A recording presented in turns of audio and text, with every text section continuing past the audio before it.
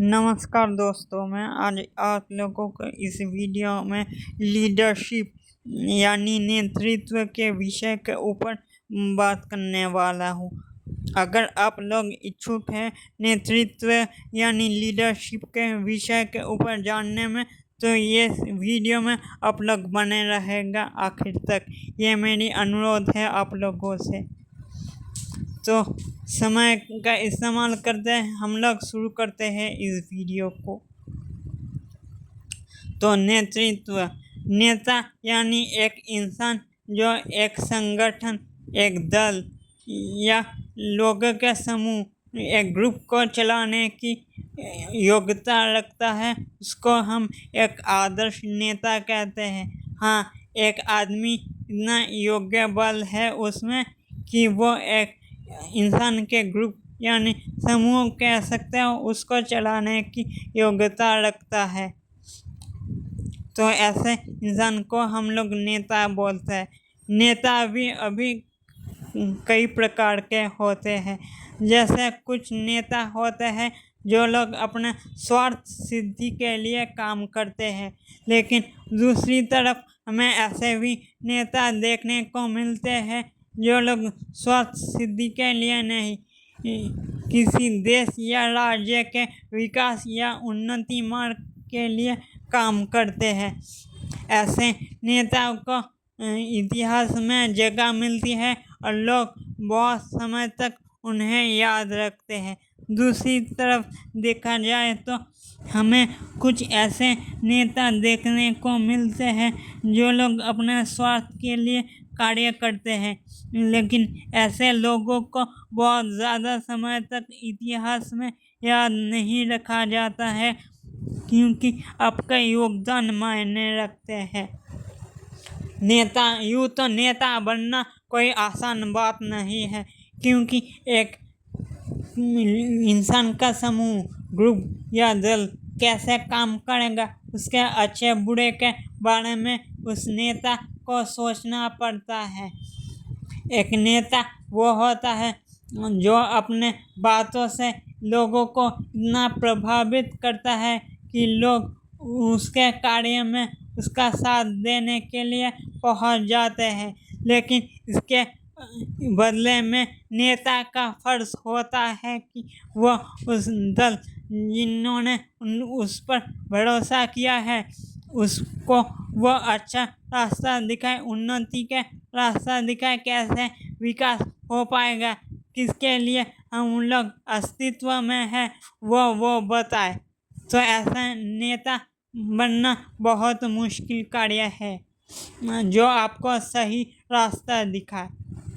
तो ऐसे ही बहुत नेता हुए हैं इतिहास में जिनके कारण आज ये देश अंग्रेज़ों की कैद गुलामी से आज़ाद है।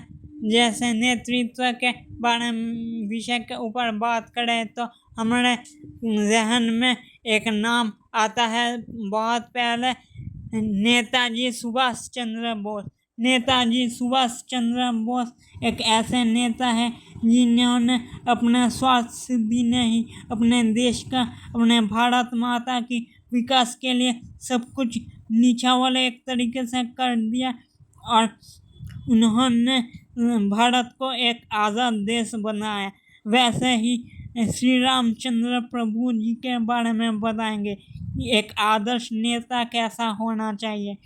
एक आदर्श नेता को श्री रामचंद्र प्रभु जी की जन्म कथा मतलब वो कैसे थे उनके विषय के ऊपर पढ़ना चाहिए, क्योंकि जहाँ तक देखा जाए तो श्री रामचंद्र प्रभु जी एक ऐसे महान राजा थे अयोध्या से जो कि वहाँ के लोगों का ध्यान रखते थे। हम सब लोग जानते हैं कि वनवास के दौरान उन्हें कितनी दिक्कत आई, लेकिन श्री राम जी प्रभु वैसे नहीं थे जैसे आजकल के टीवी सीरियल्स या कार्टून्स में दिखाया करते हैं। वो वैसे थे कि एक आदर्श नेता कैसा होना चाहिए उनका प्रकृत प्रमाण थे श्री रामचंद्र प्रभु। कई लोग उनको भगवान मानते हैं तो कई लोग उन्हें भगवान का दर्जा नहीं देते, लेकिन उसके विषय के ऊपर बात नहीं करेंगे। हम बात करेंगे इस विषय के ऊपर वो कैसे थे। इस विषय के ऊपर बात करना बहुत ही ज़्यादा आवश्यकता और ज़रूरी है। मैं ये सोचता हूँ कि हर इंसान को पता होना चाहिए कि श्री रामचंद्र प्रभु असल में कैसे थे। खास करके हिंदू समाज के लोगों को तो ज़रूर उनके बारे में पता होना ही चाहिए। इसलिए मैं इस वीडियो को बना रहा हूँ। इस वीडियो का मकसद है कि ज़्यादा से ज़्यादा हिंदू लोगों को श्री मर्यादा पुरुषोत्तम श्री राम की जीवन कथा को वो लोग समझ सके।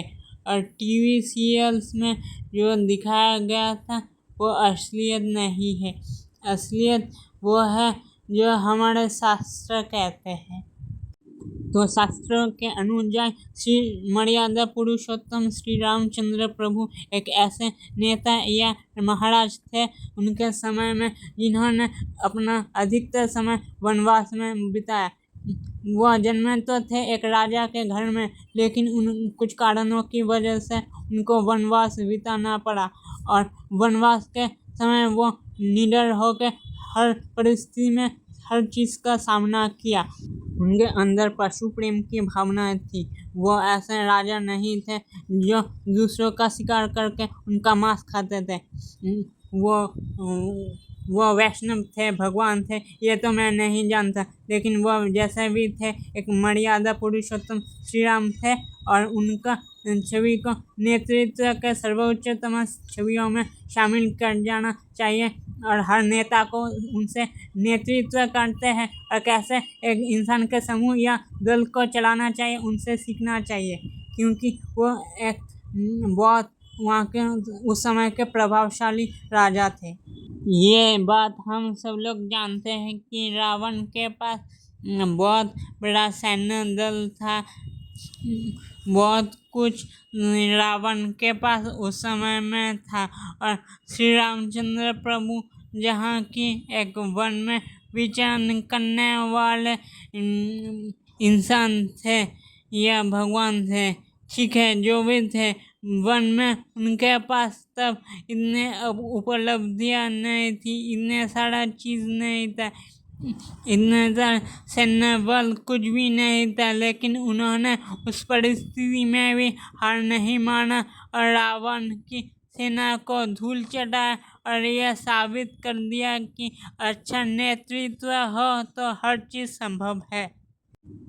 श्री रामचंद्र प्रभु जी ने सिर्फ अच्छा नेता होने की बात को नहीं सिखाया, उन्होंने उस समय में ये बात सिखाई कि पशुओं से प्रेम हो। अगर सब लोग एक समय एक चीज़ को हासिल करने के लिए काम करें तो वो चीज़ निश्चित रूप से हासिल हो सकती है और आपकी हो सकती है। जिस रूप से मर्यादा पुरुषोत्तम श्री राम ने हमें सिखाया कि जिंदगी को जिया कैसे जाता है और सब लोगों को एकत्रित करके दुश्मन का सामना किया जाता है, वैसे ही आज अगर उनके इन वचनों को लोग अगर अपने ज़िंदगी में उतारे तो वो लोग भी ज़रूर रूप से कामयाब होंगे, ऐसा मैं मानता हूँ। यूँ तो श्री रामचंद्र प्रभु जी की पूरी जीवन कथा बहुत बड़ी है, बहुत लंबी है। वो सब बताना चाहो तो ये वीडियो कहीं ज़्यादा गुना बड़ा हो जाएगा, लेकिन अगर डिटेल्स में अगर उनकी जीवन की कुछ मुख्य भूमिका के बारे में बताया जाए तो नेतृत्व उन्होंने कैसे एक वन में रहते हुए भी अपना दल बनाए जो रावण जैसे पराक्रमी योद्धा के सैन्य बल को कमज़ोर कर सके, उससे हमें सीख लेना चाहिए। उससे आज के ज़मानों के हर नेता को सीख लेना चाहिए कि तुम्हारे पास अगर अच्छी चीज़ें नहीं है तो उस चीज़ों को जोड़कर कैसे तुम एक अच्छा सैन्य दल बना सकते हो, उसके विषय के ऊपर सोचना चाहिए। और आप सभी को मेरी तरफ से 2026 रामनवमी महोत्सव जो कि मार्च के महीने के 26 से 27 तारीख में घटित होने वाली है उस रामनवमी महोत्सव के लिए ढेर सारी शुभकामनाएं। इस वीडियो को देखने के लिए धन्यवाद।